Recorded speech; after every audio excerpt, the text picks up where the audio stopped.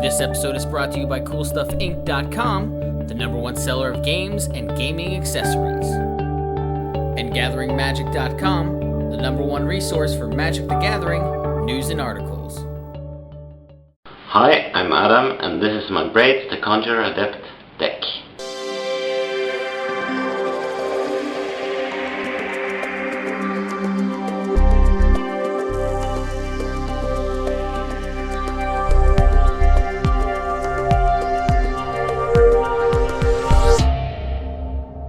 Okay, so this is my general, Braids, Conjurer Adept, and she lets everyone put an artifact, a creature or a land into play at the beginning of their upkeep, which is an awesome effect if you can take advantage of it. And it also makes this general a bit of a group hug general, I suppose, but you just gotta know when to play her, and I have a bunch of stuff to put onto the battlefield with her, and I'll show you what next. I play just 42 basic islands, 42 there. And then I have Buried Ruin. I play a lot of artifacts, and this is a nice way to get them back. And these two Academy Ruins puts an artifact on top of your library from your graveyard. If you want to be mean, you can use it for Mindslaver, but I mainly use it for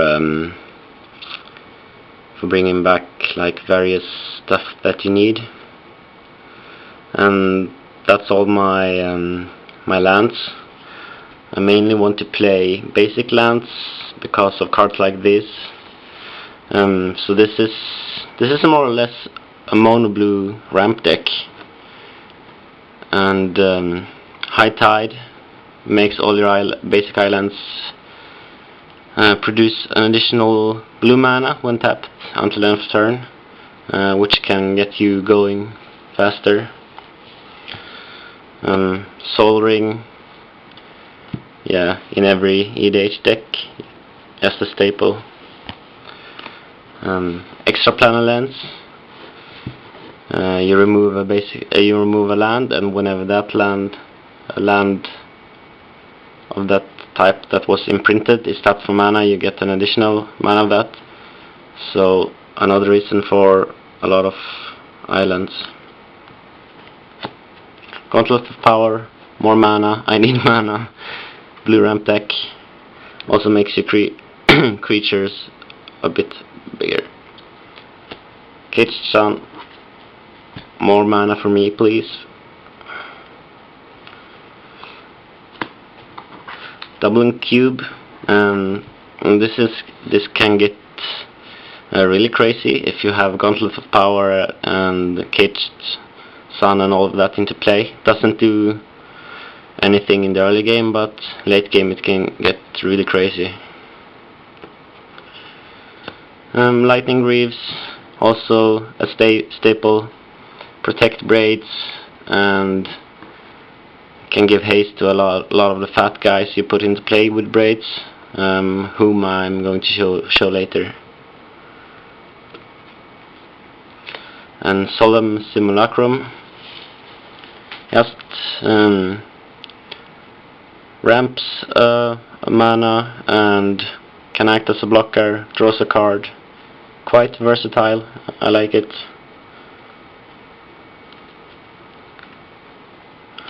Tower of Fortunes. This might look a bit crap, but this deck often gets a lot of mana and you need to draw cards. So this is very useful. Yeah, Mindslaver. If you're in a bit of a pinch, you can take control of someone's turn. You can use Academy Ruins to get it back, be very mean. if you want to. Staff of Nin lets you draw another card each turn, and that's mainly why I have it in this deck. 1 damage doesn't really do that much. And yeah, I can put all these artifacts into play with Braids. So this, for example, if you have this in play, you put something else, another big creature. They have flying, first strike, vigilance, trample, haste, pro black and pro red, and that's gonna be a lot of damage very fast. Phyrexian Metamorph can copy Caged Sun or just anything you like. You can copy another creature or another versatile card. I usually copy my own artifacts with it. Font of Mythos. This is basically Howling Mine on drugs. You need a lot of cards, and there are some cards in the deck that gives you extra turns, and if you have this, you get a lot of cards fast. Yeah, and there's its little brother, Howling Mine. Same card, half the price, half the effect. Kami of the Crescent Moon. And yeah, this also shows this is a bit of a group hug deck. Your opponents will draw a lot of cards. They will put probably much stuff into play with Braids, but that's fine. Fabricate, you can get any of the artifacts you need. Caged Sun, Akroma's Memorial, Gauntlet of Power, Extraplanar Lens, whatever you need. Yeah, the same here. He tutors for an artifact with convert mana cost 6 or greater, so he can get Caged Sun, Akroma's Memorial, Staff of Nin, a few cards. Yeah, this guy draws 3 cards every turn. If you can get him to survive, you're gonna have a lot of card advantage. Yeah, not much more to say there. And there are ways to get extra turns, so opportunity. When you have a lot of mana, you want to draw a lot of cards.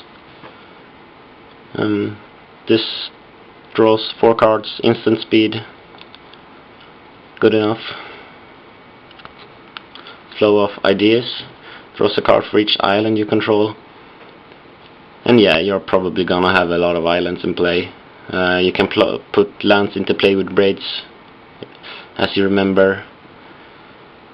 So you're probably gonna have around 10 islands when you play this. Foresee, dig 6 cards for 4 mana. A good card draw in the bit of earlier stages of the game. Thirst for Knowledge. Just instant speed, draw 3 cards. You have some artifacts to discard to 2.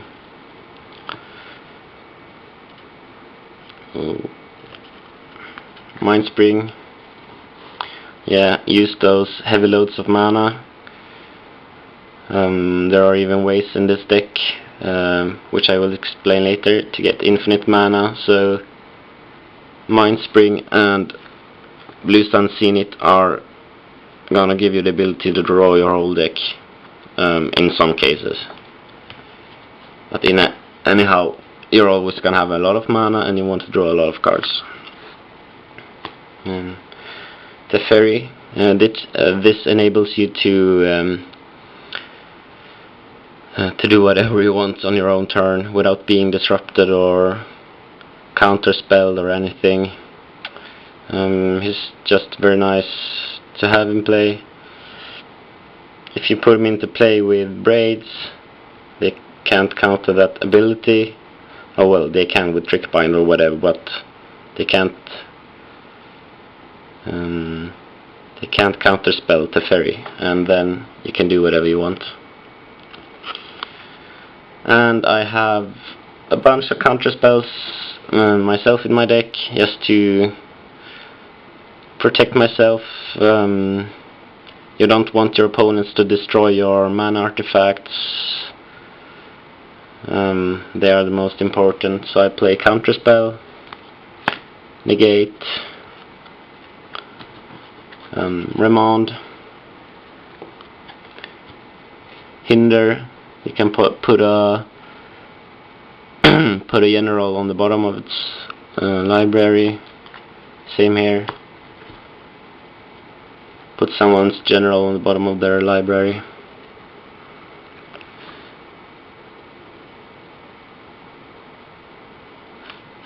Rewind. I like cards that make myself untap lands, because my lands are probably gonna give me, with the Gauntlet of Power and so on, multiple mana. So if you tap 4 lands for 8 mana, you play this, you untap them again, you're gonna have 12 mana. So, and you can play Blue Sun Zenith for 9 or something. Capsize. Not much to say here. Very mean if you have 100 mana. You can bounce whatever and win. Yeah, just nice, usable every turn. Very frustrating card for your opponents. Propaganda. Protect yourself in the early game. Your opponents are probably gonna beat each other instead of you if you have this in play. Just a bit of nice protection. Paradox Haze. This is very nice. It basically gives you 2 upkeeps if you enchant yourself. And when you have 2 upkeeps, that means with Braids you can put two things into play every turn. With like Staff of Nin, you draw 2 cards instead of 1 every turn, and stuff like that. It's just very broken sometimes. Yeah, and this is another card that can be used with Paradox Haste, and it puts a counter on it at the beginning of your upkeep, and then you draw cards equal to counters. So if you have 2 upkeeps, you're gonna draw very many cards fast. Treachery. If your opponent puts something mean into play with Braids, you can cast this, take control over it, untap lands, produce a whole bunch of mana, because you untap them again. And yeah, Omniscience or Omniscience, I don't know how to pronounce that, but if you draw a bunch of cards with Blue Sun Zenith or whatever, and you have this in play, you can cast whatever you want, and you're probably gonna win. Savor the Moment. If you have Braids in play, put a creature onto the battlefield.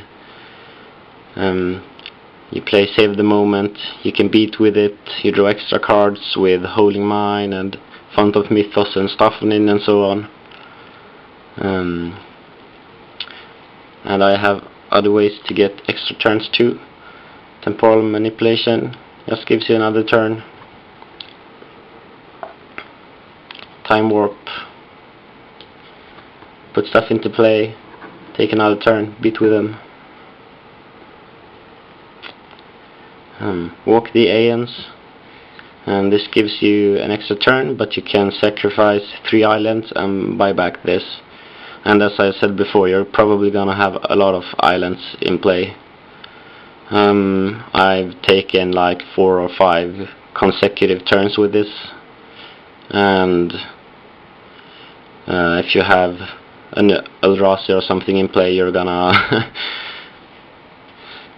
you're gonna beat for pretty much everything. Time stretch, just another mean way to get extra turns. Abuse Braids, abuse Fond of Mythos. Yeah, you get the idea. And to the creatures, more creatures of the deck. Clone. You can just copy anything opponents have put into play. Copy your own huge creatures. Yeah, another versatile card, useful. Frost Titan. It taps bad stuff. Protect yourself a bit. It's kinda good. Not too expensive in mana wise. Sphinx of Uthuun. The creature with a built-in factor fiction. Can put them into play. Get some cards. Yeah, pretty much that. Great Whale. This is another way to abuse that your lands are probably gonna produce additional mana. So you play this. If your lands tap for 2 or 3, you tap 7 lands for like 21. You play this, have a bunch of mana in your pool, untap the lands, get another 21 mana, and so on. And with the Capsize, you can buy back it, bounce this, play it again, untap all the lands, and get infinite mana. And this dude does the same. He's in Italian, I think, but his name is Palancron. He can he has flying, a 4/5, and when he comes into play, you untap 7 lands, like Great Whale, and you can pay 4 mana and return him to your hand. So if your lands produce 3 mana each, you're gonna tap for 21, play this for 7, return it, untap all your lands, return it to your hand, play him again, and there's gonna be 1 mana left in your mana pool, and you can do that infinite times for infinite mana if you wish to. Platinum Empyrean. Nice defensive creature. Just put him into play and hope he doesn't die, and hope you don't die. He helps you. Kederekt Leviathan. When he comes into play, he returns all other non-land permanents to their owner's hands. So if you're in trouble, you can bounce everything and take all your mana, your like 50 mana that you're probably gonna have, and just put everything back into play. And you also have Unearth. Lortholos, the Tidemaker. It's not the biggest creature in himself, but if he gets to attack, you can tap everything down, and you're basically gonna have a time walk and infinite time walks, because they don't untap during the next untap steps. So he can be mean sometimes. And Artisan of Kozilek.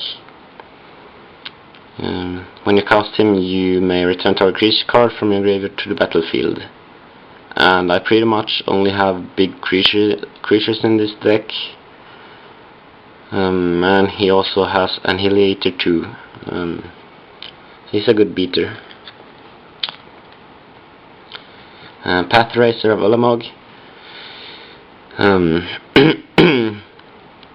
He's nice to put into play with Braids, take another turn, attack and win, basically.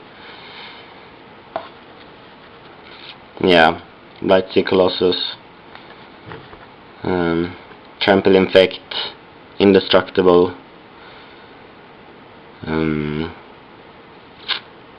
mean guy. And the last card in this deck, It That Betrays. Annihilator 2, and whenever an opponent sacrifices a non-token permanent, put that card onto the battlefield under your control. So you put Eldrazi into play, attack, they sacrifice stuff, you get control of it, and they scoop. And you win, probably. Thanks for watching CMDR decks. Please subscribe and favorite.